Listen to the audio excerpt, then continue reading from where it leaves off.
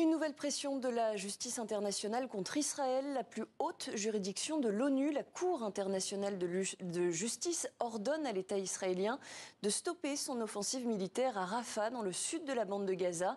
Et pour commenter et analyser cette décision, nous sommes en direct avec l'avocat international Yohann Soufi. Bonsoir et bienvenue à vous. Bonsoir, merci de votre invitation. Alors je précise que vous avez précédemment travaillé pour l'UNRWA, l'agence de l'ONU pour les réfugiés palestiniens.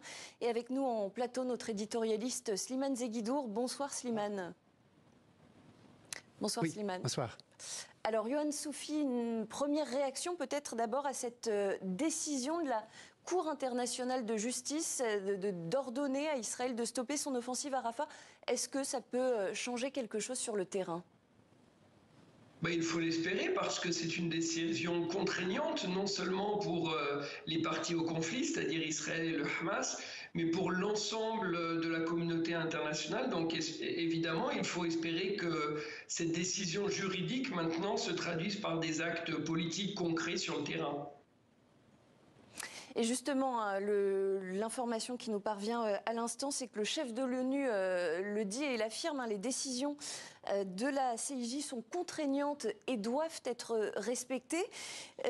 Israël a de son côté réagi en estimant que son offensive ne risquait pas d'entraîner la destruction du peuple palestinien. On a quand même le sentiment que l'État israélien cherche à faire une sorte de pied de nez quand même supplémentaire à la justice internationale. Oui, mais j'allais dire c'est un pied de nez qui ne date pas malheureusement ni même de cette année. C'est une négation du droit international qui continue depuis des années et malheureusement Israël s'enferme et s'isole davantage chaque jour sur la scène internationale. Se renferme et s'isole sur la scène internationale. Slimane Zeguidour, qu'est-ce qu'il faut retenir d'autre de la décision qui a été rendue aujourd'hui par la Cour internationale de justice ?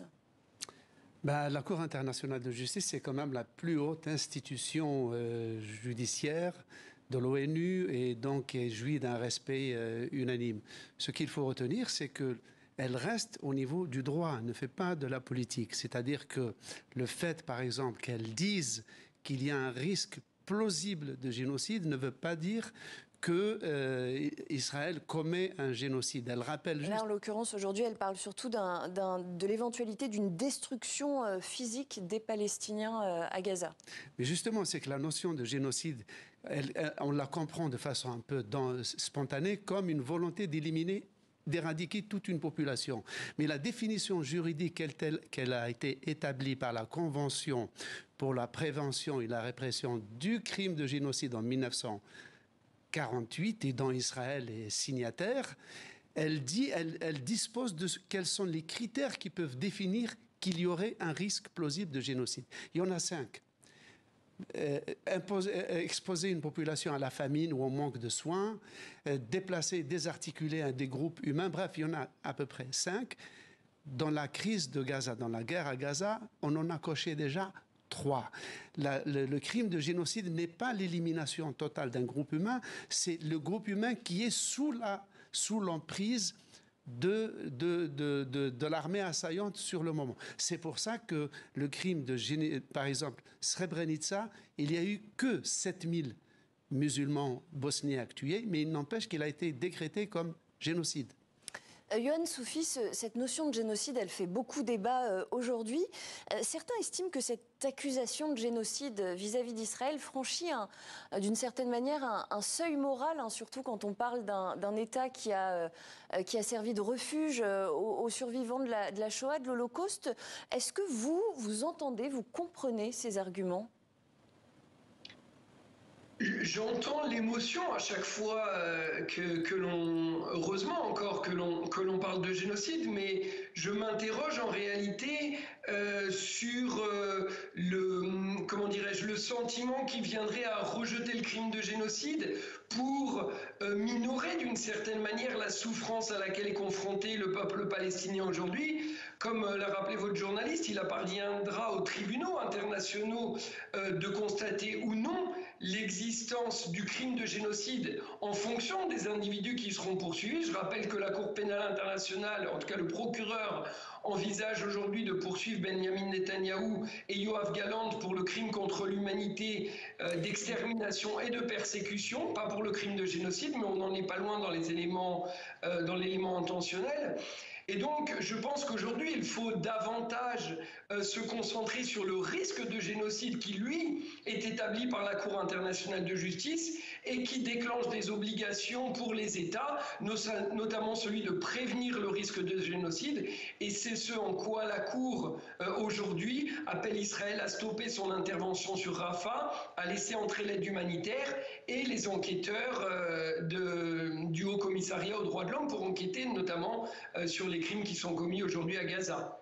Et Yohann Soufi, pour en revenir à l'autre juridiction qui maintient une pression sur Israël, donc la Cour pénale internationale, qui est différente de la Cour internationale de justice qui dépend de l'ONU, vous disiez, donc le procureur a effectivement demandé l'émission de mandat d'arrêt contre Benyamin Netanyahou, contre son ministre de la Défense, contre aussi des responsables du Hamas. Est-ce que vous comprenez toutes les voix qui se sont élevées cette semaine pour dire on ne peut pas mettre dans le même panier Benyamin Netanyahou et les responsables du Hamas?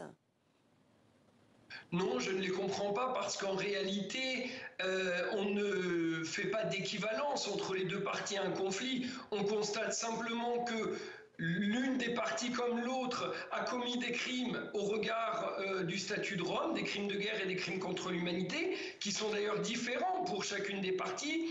En ce qui concerne le Hamas, c'est notamment les meurtres, la torture et la prise d'otages le 7 octobre et la prise d'otages qui continue aujourd'hui. En ce qui concerne Israël, c'est notamment l'imposition de la famine comme une méthode de guerre, mais aussi, je l'ai rappelé, les crimes contre l'humanité, d'extermination et de persécution. Donc ce sont des crimes totalement différents.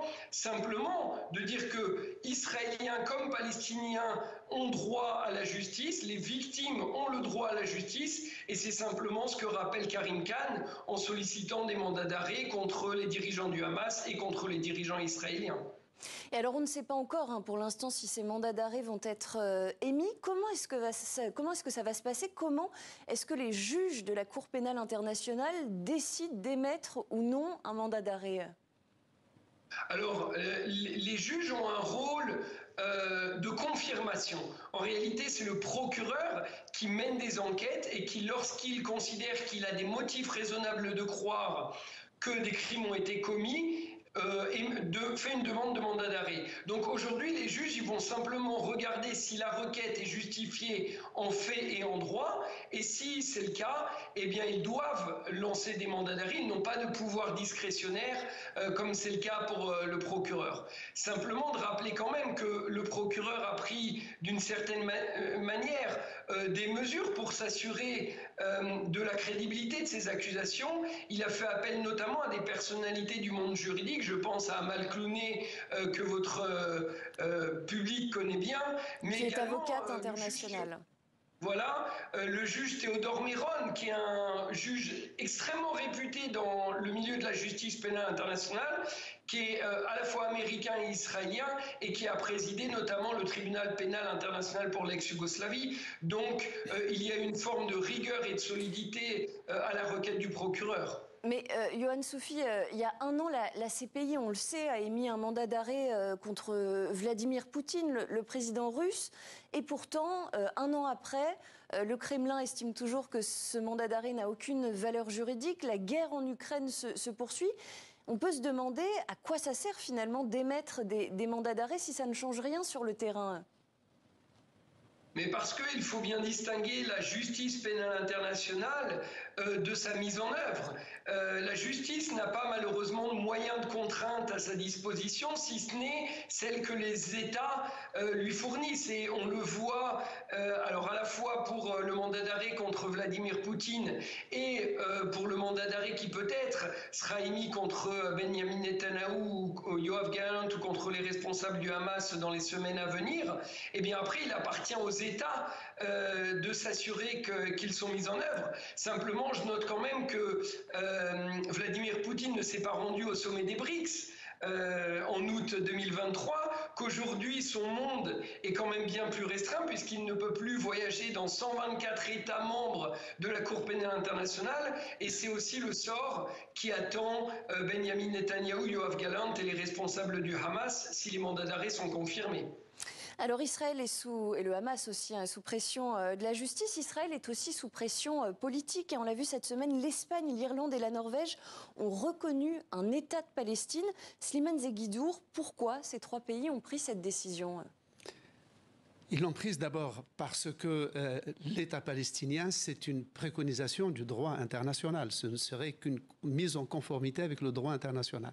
Mais au sein de la diplomatie européenne, la reconnaissance de l'État de Palestine divise déjà les 27. Il y a déjà 12 qui reconnaissent l'État de Palestine et les autres ne refusent pas. Ils pensent que ce n'est pas le moment de le faire. Mais personne n'en rejette le principe qui est un principe de droit international. Alors pourquoi il y a une différence entre des pays comme l'Irlande, l'Espagne ou la Norvège, qui n'est pas membre de l'Union européenne, qui reconnaissent l'État de Palestine et pas les autres? Parce que il y a les pays qui, comme l'Allemagne ou l'Autriche, qui furent le théâtre de l'horreur de la Shoah et qui se sentent investis d'une sorte de sentiment de culpabilité qu'ils pensent qui devrait les conduire à des comportements extrêmement, avec beaucoup de doigté, avec tout ce qui concerne le monde juif et évidemment Israël. Le premier point. Le deuxième point, il y a des États européens qui sont très sensibles aux orientations américaines. C'est-à-dire, tant que l'Amérique n'a pas décidé de reconnaître l'État de Palestine, eux ne le feront pas. Il y a des pays qui n'ont pas connu, qui n'ont pas été des théâtres de la Shoah, comme l'Espagne, comme l'Irlande, qui sont plus indépendants par rapport aux pressions américaines et qui, eux, pensent qu'à travers cette crise, cette tragédie, c'est le moment ou jamais de reconnaître l'État de Palestine. Pourquoi? Pour en faire un interlocuteur à même de négocier un traité de paix définitif conformément au droit international. Yohann Soufi, je me tourne vers vous. Le fait de reconnaître un État palestinien sans accord juridique sur le délimité des frontières de ce territoire, est-ce que ça ne risque pas de poser finalement plus de problèmes qu'il n'y en a déjà aujourd'hui ? Non, parce que les États européens et les États occidentaux en général parlent d'un processus de paix dont la solution est celle de deux États. Eh bien, ça commence d'abord par reconnaître l'existence de l'État palestinien, ce que 143 États du monde ont déjà fait. Donc, d'une certaine manière, aujourd'hui, la position des pays occidentaux est en minorité sur la scène internationale. Mais non, parce qu'en réalité, le droit international a déjà posé les bases de ce que constitue l'État de Palestine. Alors après, c'est toujours possible de négocier entre les différentes parties, mais par exemple, la Cour pénale internationale a considéré en février 2021 que le territoire palestinien était constitué de la Cisjordanie, y compris Jérusalem-Est et la bande de Gaza. Donc, d'une certaine manière, il n'y a pas de problème sur ce que constitue aujourd'hui le territoire palestinien. Il y a plus de problèmes sur la colonisation et l'occupation illégale de ce territoire par Israël. Et c'est notamment ce qu'a condamné la Cour internationale de justice en 2004 et aujourd'hui qui est saisie à nouveau d'un avis consultatif par l'Assemblée générale des Nations unies pour se prononcer sur les conséquences de cette occupation illégale. Et une dernière question, Yohann Soufi, vous travaillez pour le TPIR, le Tribunal pénal international pour le Rwanda. Vous pensez que ce type de tribunal spécialisé peut être un modèle de justice intéressant, alors peut-être pas tout de suite, mais dans les prochaines années, pour lorsqu'il s'agira de rendre justice aux victimes israéliennes du 7 octobre 2023, aux victimes de la bande de Gaza et aux victimes de Cisjordanie occupée? Oui, alors le problème du tribunal pour le Rwanda, c'est qu'il avait été créé par le Conseil de sécurité et donc il est soumis à un veto américain. Mais moi, vous savez, mon rêve d'une certaine manière, ce serait un tribunal hybride, à la fois international et local, avec des Israéliens et des Palestiniens qui traitent des questions de justice et de lutte contre l'impunité, parce que ces deux peuples, en réalité, sont liés à la fois dans leur histoire et dans leur avenir. Merci. Et je pense que la justice internationale a réellement un rôle à jouer pour cela. Merci beaucoup, Yohann Soufi, avocat, et merci à vous, Slimane Zeguidour, éditorialiste à TV5 Monde.